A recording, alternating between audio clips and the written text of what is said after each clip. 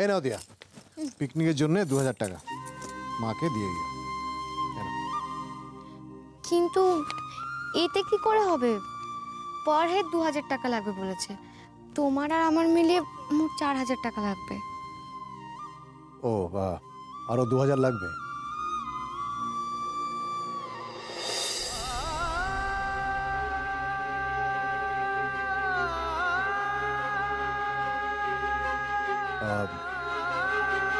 আচ্ছা দিয়া, দিচ্ছি। আমাকে আলমারির চাবিটা দাও তো। হ্যাঁ দিচ্ছি।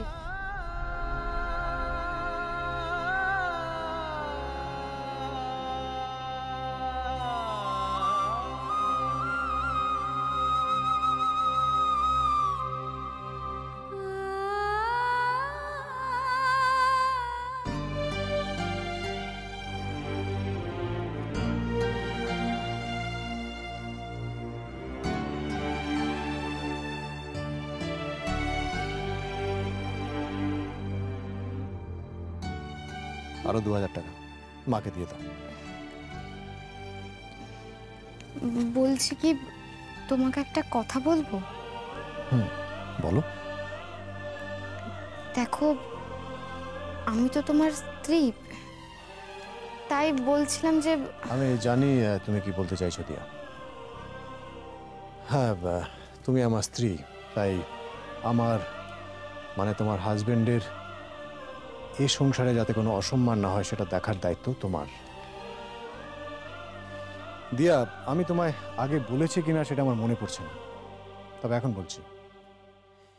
একটা সময় আমি প্রচুর চ্যাম্পিয়নশিপ জিতেছি, সেখান থেকে প্রাইজ মানি, গভর্নমেন্ট থেকে পাওয়া স্টাইপেন্ড, স্পন্সর্স, এগুলোর থেকে প্রচুর টাকা আমি রোজগার করেছি। দিয়া, খামখেয়ালিপনা করে সেই টাকা আমি উড়িয়ে দেবো সেই মানসিকতা আমার ছিল না, তাই সেখান থেকে আমি অনেক টাকাই সঞ্চয় করেছি, জমিয়েছি। কিন্তু সে তো 10 বছর আগের কথা, এখন তো হ্যাঁ আমি জানি তুমি ভাবছো এখন সেই টাকা অনেকটাই কমে আসার কথা, তাই তো? হ্যাঁ, তোমার ভাবনাটা অনেকটাই রেশনাল, অনেকটাই যুক্তিযুক্ত। দিয়া, আর অন্য ব্যাপারে যেমন তুমি আমার উপরে ভরসা করতে পারো, এই ব্যাপারে কিন্তু তুমি নিশ্চিন্ত থাকতে পারো, ভরসা করতে পারো আমার উপরে। সংসারে কন্ট্রিবিউট করা বা তোমার খেয়াল রাখায় আমি এখনো যথেষ্ট সক্ষম। সেসব আমি জানি, কিন্তু আমাকে খেলানোর জন্য তো তোমার জলের ব্যাস, এসব নিয়ে তোমাকে একদম মাথা ঘামাতে হবে না, ঠিক আছে? সেই দায়িত্ব আমার। তুমি শুধু খেলাতে কনসেন্ট্রেট করো, ওকে?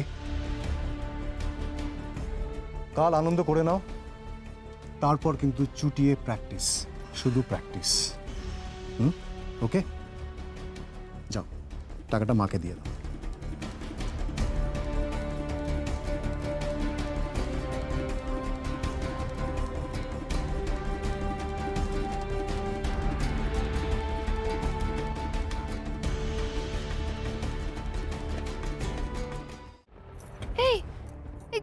কি হয়েছে তোমার?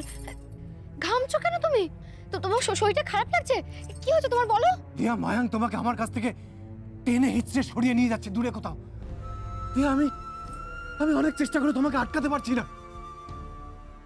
মায়াঙ্ক বলছে আমি নাকি কোনোদিন তোমার নাগাল পাবো না।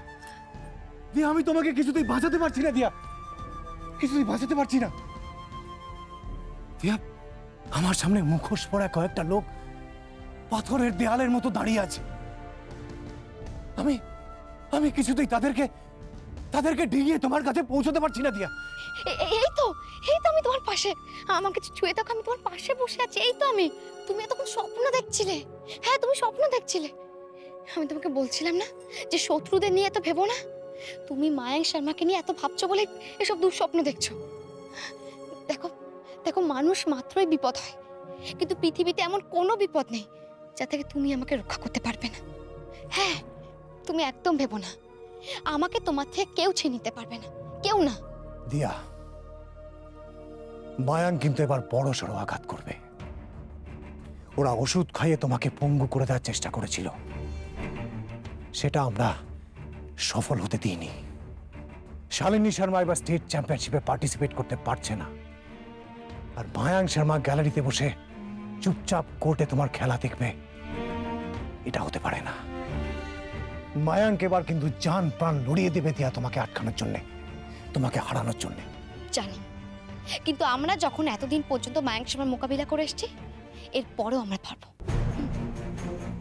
আমি জানি দিয়া কোর্টের ভেতরের খেলাটা তুমি খুব ভালো করে সামলে নিতে পারবে, কিন্তু কোর্টের বাইরের খেলাটা কিন্তু এবার আরো অনেক টাফ হবে। প্রতিপক্ষ এবার মরণ কামড় দেবে। আঘাতটা ঠিক কোন দিক থেকে আসবে সেটা বুঝতে পারছি না। কি নতুন প্ল্যান করছে মায়াঙ্ক আর ত্রিনা মিলে?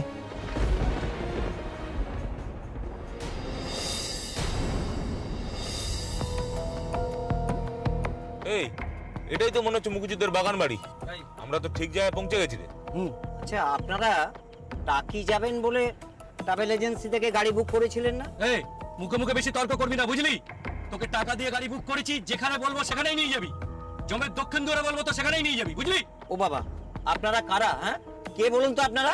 আমরা হলাম তোর বাপ। ও বাবা, এই রাত্রে বেশ ভালোই ফাজলামি আরম্ভ করেছেন তো আপনারা। হ্যাঁ, দাঁড়ান, আমি আমার মালিককে ফোন করে সব কথা জানাচ্ছি। এই, মালিক ধর, ফোনটা ধর। এই, ফোনটা ধর। ও বাবা, এই কেন ফোন কাটছেন কেন? মালিককে ফোন করবে। মুখ থেকে একটা কথা বার হলে না, খুপড়িয়ে পুরো উপর করে দেবো।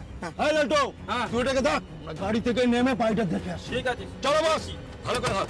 হ্যাঁ, চল।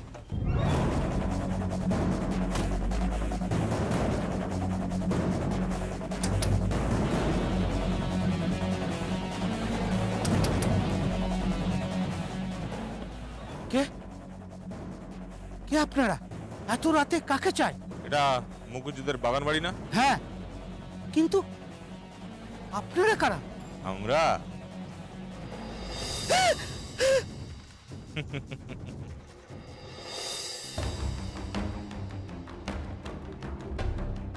বস, মালিক সিকিউরিটি আর কেয়ারটেকারকে গ্যারেজ করে দিলাম।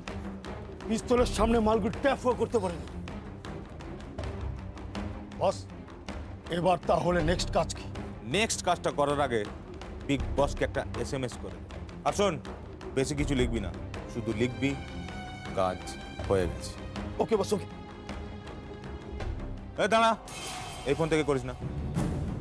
ড্রাইভারের কাছ থেকে যে মোবাইলটা কেড়ে নিয়েছিস সেটা থেকে কর, তাতে কোনো রিস্কও থাকবে না। আর কাজটা হয়ে গেলে সিমটা ভেঙে ফেলে দিবি। ড্রাইভারের ফটো দে। হ্যাঁ বস, ড্রাইভারের ফোনের সিমটা না হয় ভেঙে ফেলে দেবো, কিন্তু ড্রাইভারটাকে নিয়ে কি করবো? মালটা কিন্তু বহুত বাল দিচ্ছে। ড্রাইভারটাকে হাত পা মুখ বেঁধে একটা ঘরে ফেলে রেখে দে, কাল ঠিক অপারেশনের সময় মালটাকে বের করিস। আর শোন, আমাদের যে গাড়িটা না, ওই গাড়িটা এই বাড়ির পিছনে যে মাঠ আছে সেই মাঠে ঝোপ ঝাড় লতা পাতা যা পারিস তাই দিয়ে এমনভাবে ঢাকা দিয়ে রেখে দে যেন বাইরের লোক বুঝতে না পারে ওখানে একটা গাড়ি আছে। আর শোন, এই ঘরটা একটা তালা মেরে দে, কাল পিকনিক পার্টি এসে যেন দেখে ঘরটা তালা মারা। আর কাল সকালে পিকনিক পার্টি এলে আমরা কি করব? তোরা কি করবি? তোরা কি করবি সেটা না হয় ঠিক সময় মতোই বলে দেবো। এখন শুধু 3টে কথা মাথায় রাখ। মালি, সিকিউরিটি,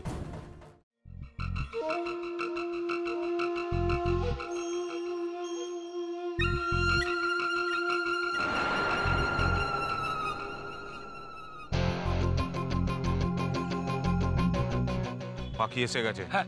এবার শুধু খাঁচায় ভরার অপেক্ষা। আচ্ছা।